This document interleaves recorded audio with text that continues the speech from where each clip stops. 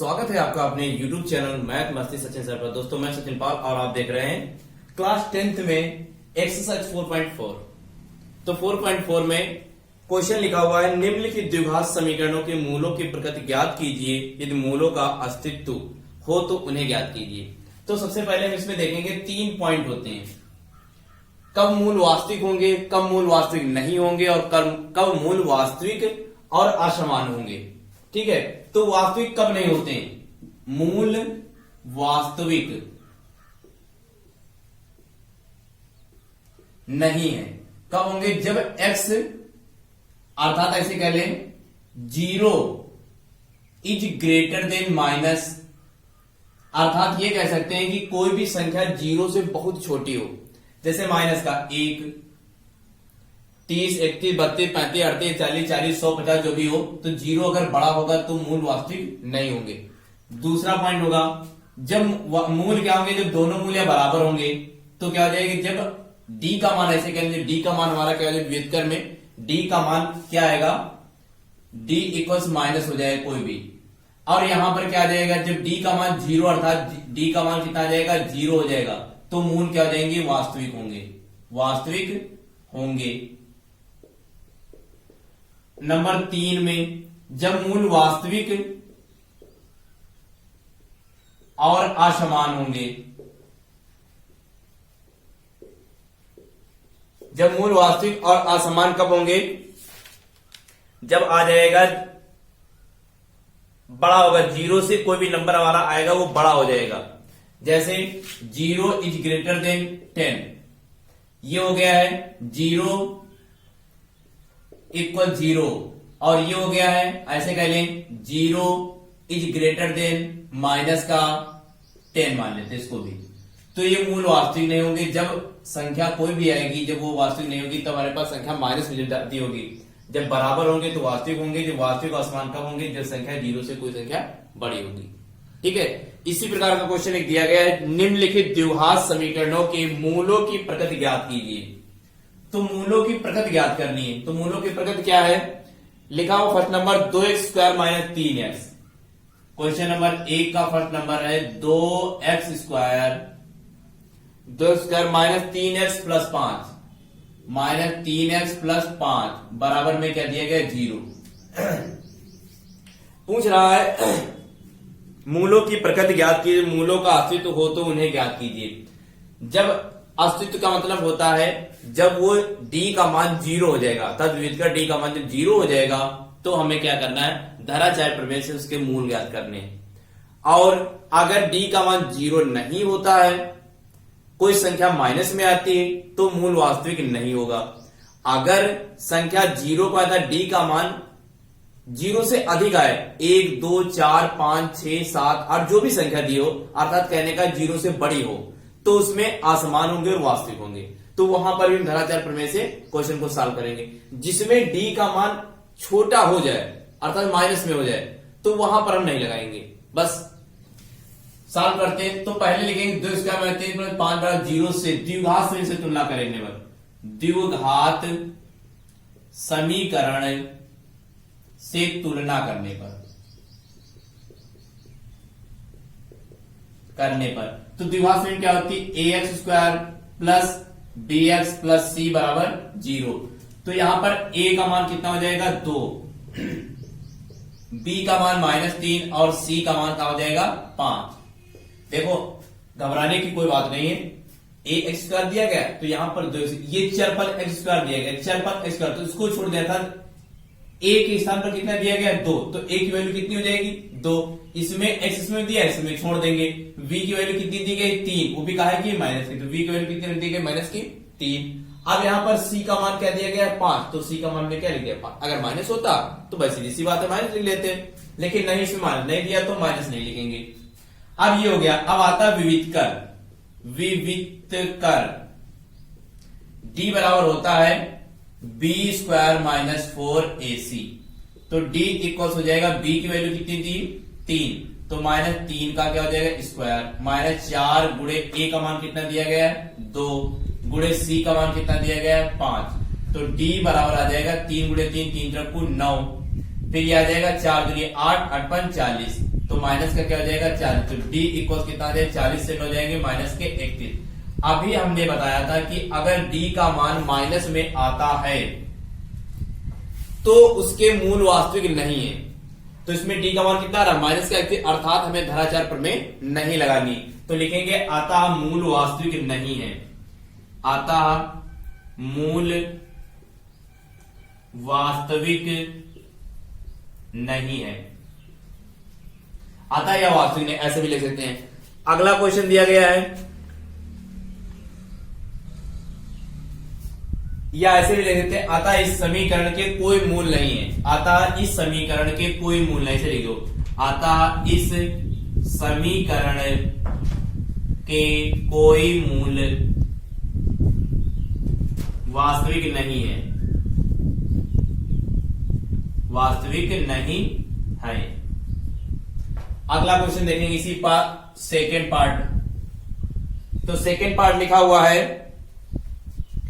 3x² minus 4√3, 3x² minus 4√3x और आगे दिया गया है +4 बराबर 0।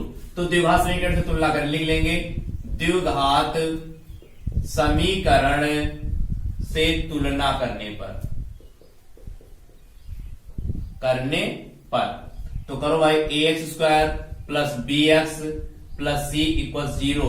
तो a की वैल्यू कितनी हो जाएगी 3 और b की वैल्यू -4√3 और c की वैल्यू हो जाएगी 4। लगाएंगे विविध कर d इक्वल कितना हो जाएगा b² माइनस 4ac। तो आ जाएगा d इक्वल हो जाएगा b का मान कितना दिया गया माइनस का 4√3 का स्क्वायर हो जाएगा, -4 गुणे a का मान 3 है और b का मान c का मान 4 है। तो अब d का मान निकालना है यहाँ पर है। तो 4 का वो 4 को 16 √3 कितना आ जाएगा 3 माइनस का कितना हो जाएगा 4 3 12 12 चौक 48। अब कितना आ जाएगा d को 16 32 16 3 48 48 माइनस 48 तो 48 से जाएगा 0। तो d बराबर 0 अर्थात मूल इस समीकरण के मूल वास्तविक होंगे। हमने क्या बताया था जब d की वैल्यू 0 हो जाए तो मूल वास्तविक होंगे और अगर d की वैल्यू माइनस में चली जाए तो समीकरण के मूल वास्तविक नहीं होंगे। अगर d की वैल्यू बड़ी हो जाए कोई नंबर आ जाए तो उसके क्या हो जाएंगे असमान होंगे और मूल वास्तविक होंगे। तो यहां पर लगाएंगे धराचार प्रमेय। तो लिखेंगे क्या हो जाएगा हाँ धराचार प्रमेय यहां पर लगाएंगे। तो पहले लिख देते हैं अतः इस समीकरण के मूल वास्तविक होंगे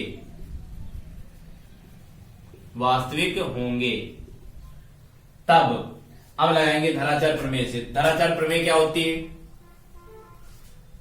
धराचार प्रमेय क्या होती है minus B plus minus √b² minus 4ac upon में होता है 2a। तो देखो b² माइनस 4ac बराबर कितना होता है d। तो यहां पर हम क्या लिखते हैं b² माइनस 4ac की जगह पर हम क्या लिख सकते हैं d भी लिख सकते हैं। तो माइनस प्लस माइनस √ क्या हो जाएगा d अपान में कितना जाएगा 2a। अब हम निकालेंगे माइनस b का मान कितना दिया गया है b का मान माइनस का 4√3 तो माइनस हो जाएगा प्लस 4√3 प्लस माइनस √d का मान कितना निकला है 0 नीचे 2 गुणे a का मान कितना दिया गया है 3 तो आ जाएगा 4√3। एक बार 0 के साथ में जोड़ेंगे एक बार घटाएंगे क्योंकि 0 रूट के अंदर से 0 निकलेगा 0 ही रहेगा।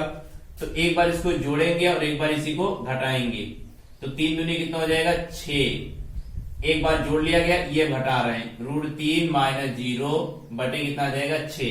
तो किसी भी संख्या से 0 जोड़ने पर कोई फर्क नहीं पड़ता घटाने पर भी कोई फर्क नहीं पड़ता है। तो यहां पर आ जाएगा 4√3 बटे 6 काटो 2 दूनी 4 2 3 6 अर्थात आ जाएगा 2√3 बटे 3 और इधर क्या हो जाएगा 4√3 बटे 6 2 दूनी 4 2 3 6 अर्थात आ जाएगा 2√3 बटे 3। तो ये इसके मूल आ गए। क्या है ये मूल है तथा द्विघात समीकरण के मूल आता द्विघात समीकरण के मूल 2√3 बटे 3 व 2√3/3 होंगे या हैं। ठीक है, इस प्रकार से करेंगे। सिर्फ 3 पॉइंट्स जो हमने बताया वो आपको पॉइंट याद रखना है कि जब d का मान 0 होगा तो मूल वास्तविक होंगे, अगर d का मान माइनस का आता है तो मूल वास्तविक नहीं होंगे, अगर d का मान क्या आता है, बड़ा आता है, 0 से भी बड़ा आता है, तो वो मूल वहां पर वास्तविक होंगे और असमान होंगे। फिलहाल अभी तक कोई भी ऐसा फंसा नहीं। इसके बाद अगला पार्ट दिया गया है, तो उस पार्ट में देखते हैं क्या कुछ ऐसा आता है। एक तो वास्तविक नहीं है और दूसरा वाला ये वास्तविक। आप स्क्रीनशॉट ले लिया कर आसानी से कर सकते हैं। ठीक है, आप देखते हैं इसी का तीसरा पार्ट। तो तीसरे पार्ट में क्या दिया गया है उसको भी सॉल्व कर लेते हैं। तीसरा पार्ट दिया गया है 2x² - 6x + 3, 2x² - 6x + 3 -6x + 3 = 0। तो इसकी भी द्विघात समीकरण से तुलना करते हैं। द्विघात समीकरण से तुलना करने पर,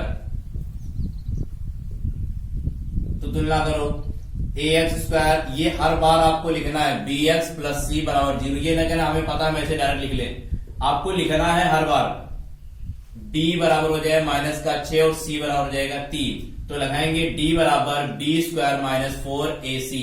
ठीक है, तो d इक्वल जाए b की वैल्यू दी -6, तो -6 का स्क्वायर हो जाएगा -4 गुणे a की वैल्यू 2 है और c की वैल्यू कितनी दी है 3, तो d इक्वल आ जाएगा 36 -4 दूनी 8 8 24, तो d इक्वल कितना घटाओ 6 से 4 जाएगा तो 2 बचेगा, 3 से 2 जाएगा 1, अर्थात d की वैल्यू कितनी आ गई 12।